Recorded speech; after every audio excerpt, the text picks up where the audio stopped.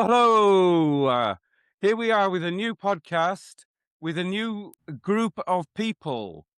It's called Circle of Fable. The concept is very simple, basically consists of this. It is a relay of storytelling around a circle of people, which will accumulate in a fable over several weeks, episodic, and be an interplay between people, various voices coming from various peoples. One requires no introduction whatsoever, which is the Lewis Schaffer, famous from film, television, radio, including Nunhead American radio. And he is, therefore, without needing introduction, I won't give him one because there he is. Who else do we have? Who else here? We have the man, the myth, the mirth, the musician, Brooke Hoerr. Brooke Hoerr is a Chad and fellow American of the Lewis Schaffer, and therefore you know that he's going to be good for story time. Who else do we have? We also have, in this cast of luminaries, we have James Bembridge. James Bembridge is seemingly somebody born with a monocle in one eye and an attitude in the other. A baby-faced gangster and the dress sense of somebody who is a sub-editor of the publication The Country Squire, because that's exactly what he is. Coming up at the rear, as he always is, but last and by no means worst or whatever, is the Zapp, the Andy Zapp. He is a man who puts the harm into the harmonica. He puts the soul into the comedy. He puts the heart into the heartbeat and the gag into the joke. But enough about him anyway, and his medical problems. So it only remains to introduce me, but I am Paul Yoward, a name that rhymes with pallid void. And there is some significance in that because I am not a particular. I am more of a generic, somebody who specializes in the general and generally a panjandrum. So as a nobody, I will take it away with what I'm calling the scenario. This place is an abode in which they abide in. Many families live here. Mine is me, myself, and I. Many rooms I've failed to count. Those permitted to me are between where and infinity, I do not know. In this room, the corners live. Creatures literally living, hanging by thread. These are the spider forms, the spiders from wars. Wars constantly fought with the flitting flies bumbling into walls, and webs taken from the wing. Nobody is alone here. These eyes look down, they look down on mine. Mice look up. The cats, the dogs, the well-dwellers, the cave things, and cellar creatures.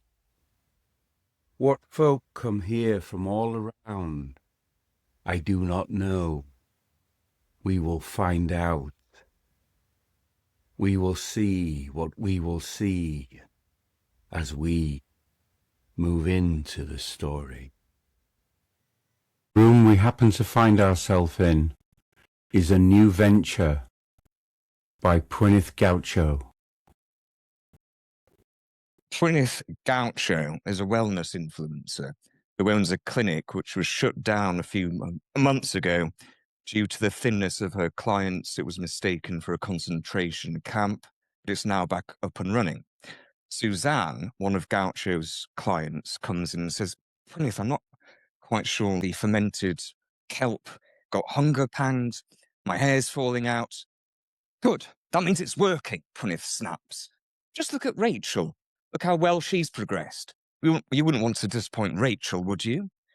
Rachel is a skeleton chained to a wheelchair. Yeah, well, I was just cleaning the floor in Gwyneth Gaucho's will. I was just cleaning the floor, and I could overhear like Gwyneth saying to Suzanne how well Rachel's doing. These birds in this place, they're so skinny. They're on this fermented kelp. I don't know whether they smoke it or inject it. But I overheard that Suzanne is not doing well enough. But poor old Rachel, well, she's in a wheelchair now, and she's got so thin she can hardly walk. She's got kind of arthritis in her knees. She's down to about 5 stone. She doesn't look well on this kelp. I don't know what these, rich people get up to, but I think they're all a bit mental, really. Through a gap in a serving hatch, Lewis Schaffer looks upon the scene. Of course she's got arthritis in her knees, because she's been on this vegan vegetarian diet into meat. That's why she's in a wheelchair. And the thing about Plymouth is she knows this is not good for you, but she refuses to listen because of all of her friends. This is how she makes money, and it works. I bought her underwear. Oh, I can barely brush my teeth. But Dr. Gaucho promises that I'm getting better. She says I just need to believe in this fermented kelp a little bit more, that I just don't have enough faith in her system. I know I want to walk, but I got to be able to at least brush my teeth and lift my arm. And I'm so dependent on Suzanne and the others to push me around in my chair. I just really know that Dr. Gaucho, the dearest Gwyneth, would never steer me wrong. Meanwhile, another Gaucho client, an aging actress called Julie Fraud, is having a photo opportunity with a black child she's just adopted from some undescript African war. However, the truth is that she bought the African child from her mother, who was on Skid Row, for a vial of fentanyl. Yes. Well, it's Gwyneth Gaucho here. Like, guys, you've got to have faith. You've got to have faith in the fermented food. You've got to have faith in sauerkraut. You've got to have faith in gherkins. You've got to have faith in fermented kelp. You will lose weight, girls. Just stick with it. Just stick with it. And you'll have the most amazing cheekbones. You'll have a lovely, slim body. You'll be the talk of the town. Just stick with the fermentation. Just have faith in my program. I've got plenty of people who've came through this program who really think it's fantastic. So just stick with it, guys. Soon we'll have Rachel out of the wheelchair. She'll be walking soon. She just took a little bit too much fermented kelp, but now we're building her up with, other fantastic remedies that we have here at this lovely, wonderful clinic of mine. I mean, listen, I don't care whether you have the kelp or not. Kelp is not bad. Fermented kelp is not bad, but it's not great for you, and it's not going to make you lose weight. We've got pills for that now. So I want my money back. I mean, it's a total scam. I'm embarrassed that I actually fell for this. The only reason I fell for this is because Gwyneth is so beautiful, and I'm a guy, and guys fall for beautiful women. And so I'd like my money back. What can I do to get my money? Listen to me. Why am I even interrupting your health journey? If you're stupid enough to fall for this, as I was, but I'm not stupid anymore. Now look at how great I look. I don't need kelp, but I'd like my money back, Plymouth. Julie, I don't want the baby back.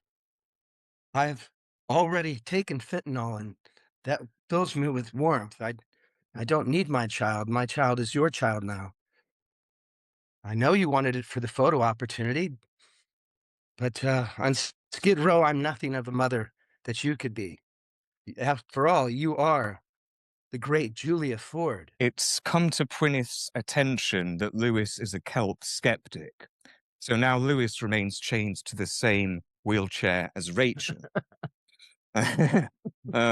Meanwhile, Julie Fraud, the actress, has visited Gwyneth. She needs to look very good for what is for the premiere of what is the first film she's done in decades, really. So she wants to look great.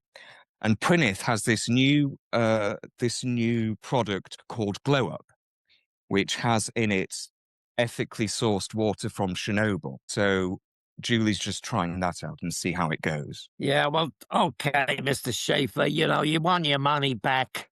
You've actually completed quite a lot. You've actually consumed quite a lot of kelp whilst you've been here. Fermented kelp. It's not cheap. It's not cheap, and there's board and lodgings, Mr. Schaffer, whilst you've been here, and you're just demanding all your money back because you're saying it doesn't work. But look how good you look, sir. You look fantastic. And it is the kelp. We did slip in a bit of Kirk in there, and we slipped in a bit of sauerkraut there. You're looking fantastic. So we can't give you the whole refund. I get it. It's kind of not working for you. Nah, I don't want you to give us bad publicity. So what we can do is we can agree to return 50% of your money back. How would you like it, cash or in a check, sir? Plymouth, is that the best you could do? Was just 50%. The only reason I've lost all this weight is because I've switched to another diet of eating only raw meat, the opposite of you and what you believe. Okay, if you can only give me 50% back, I guess I'll have to take that. Gwyneth, darling, thank you so much for all the kelp. I'm looking forward to my photo opportunity. I must ask you for one thing, and it isn't for any more wonderful product, which is bringing me slimmer and slimmer each day so I can return to the heights I was once at. What I need you to do, darling, is babysit for me. Can you look after this small child? Well, Gwyneth called security on Lewis, and Lewis had to make this grand escape from the compound/clinic. And he escaped into the sewers of LA. But he's been on the fermented sea kelp for so long that he's now getting kind of amphibian-type habits.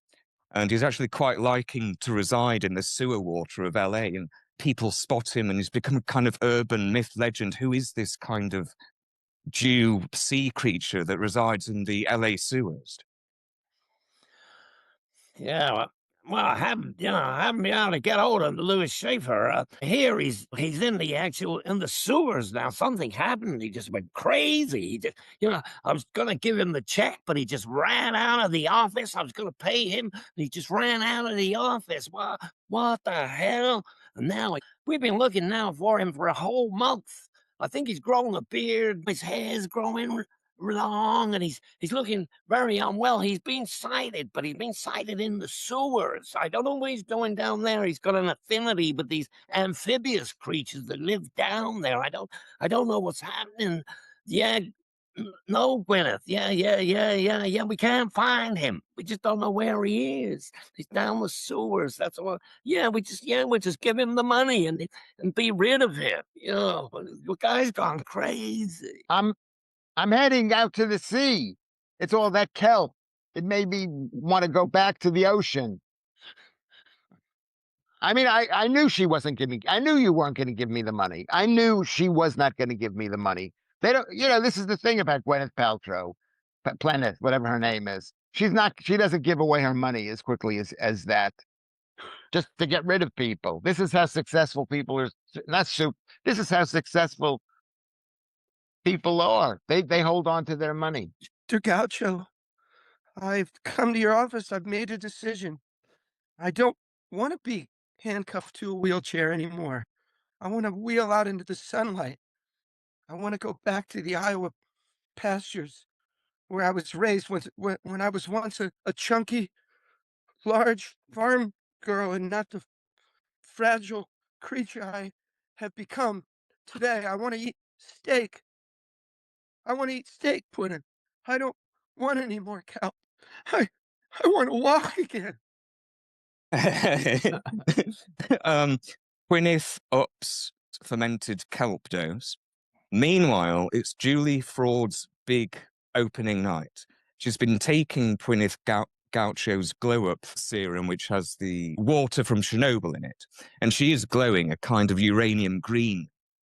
And hair's fallen out, nails is falling out, but she thinks she looks fantastic. She's on the red carpet being photographed. And then the mother of her black boy comes to say in front of all the press, actually, the boy wasn't from a war-torn country.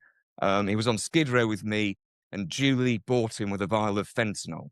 Everyone's shocked. Everyone's horrified. Then to compound the horror, half-sea kelp fishman Lewis comes out from one of the sewer grates. Yeah. Oh, yes. Yes, Times here, London. Yes, I know. It's a shocking story. Yes, that Gwyneth Gaucho's clinic is, well, I'm hearing all sorts of stories. There was a famous Lewis Schaffer, he ran away there. He's last seen floating out on the ocean. Yes, I think this needs to be investigated, actually. Yes, I'm going to send one of my best reporters over there. I'm going to send him over there, and we're going to check this story out. People are just losing too much weight. You've got black babies being imported in from God knows where, refunds not being paid, people getting really ill from, just eating too much fermented kelp. So, we've got to do something about this. I think we could do a really good expose there. And then if we turn up, we could book one of our reporters in as a client. That'd be good, wouldn't it, eh? What do you think, Charles? Yes, that would be great. Yeah, we'll get one of our reporters to go out there, book it as a client, and we'll do the whole expose. Yes, he can fly out tomorrow. Yes, okay. Who should I send? Tommy Wilkins. Yes, Tommy. He's really good. Yes, he is grossly overweight. So yes, he would be an ideal person to send over there. He wouldn't raise any suspicion at all. She'd take one look at him and just thinking he really needs slimming down, this fat git. Oh, that'd be great. Yeah. Okay, Charles. Yes, I'll get onto it, and we'll send him first class, and we're sending him to the States tomorrow. Okay. Toodle pip. Bye. This is a very quick public announcement prior to Lewis Schaffer taking over. Any mistaking of Gwyneth Paltrow for Gwyneth Gaucho should not be made by any members of the public. These two characters are absolutely and utterly unalike and should not be confused at any time, anywhere, anyhow, whatever. Let me just say this. I did not run away. I didn't run away. I was actually thrown into the sewer by by Gwyneth Paltrow's henchmen. One of them was Idris Elba. And or maybe they're married now. I don't know. So that's number one. Number two, because she didn't want to pay me the money that she promised me. She promised me the money because she's like most women. She's adverse to being put in a difficult situation. So she wanted to make things nice and calm. But it didn't do that. I'm back. I want my money. I want my money back. She embarrassed me. By making me fall for kelp. She offered me 50% of the money. I said, yes, I'll take 50% of the money. And then I was thrown into the sewer by her. So she did promise me it. She didn't want to give it to me. This is a typical situation. Take that camera off that hideous amphibious man. I'm Julia Ford, mother of Nigerian war refugee child. That was my boy. I'm still here. I'm where I belong, on the red carpet, here in the great area of Los Angeles. I want the cameras on me. I prepared for this moment. Look at my figure. Look at my teeth. What's left of them? Look at what's left of my hair and my skin tone. It's never been so shimmering. I glow. Gwyneth, thinking that lust for meat comes from his tongue, has had Idris Elba remove it. And now that the authorities are closing in on Gwyneth Gaucho's compound, she's launched Operation B, which means that the compound's set to detonate within 15 minutes. Well, my name, it is Ketamingo. I am Julia Ford's son. Yes, this is now in the future. This is 2050. I am a grown man. My mother, she struggled when she went to Gwyneth Gaucho's clinic. She was so skinny, but she did her best. She looked after me. She tried to give me everything, but she was so weak. She was so weak. She was a good mother, but she was so weak. But she did look after me in the end. In the end, she ended up in the sewers like Lewis Schaffer. You know, everybody ends up in the sewers like Lewis Schaffer, especially if they have been to Gwyneth Gaucho's clinic. It's something, especially if they ask for money. That is what happens. You end up in the sewers. Don't ask for money. You end up in the sewers. I think that family needs to be arrested because you're besmirching my name. I didn't jump in the sewer myself. I was thrown into the sewer. I was thrown into the sewer. I didn't want to go there myself because I thought I was going to get my money back. And this should be a warning to everybody. And if I have to destroy her reputation, yes, her underpants were amazing. Yes, they were. They were used. I lovely cotton.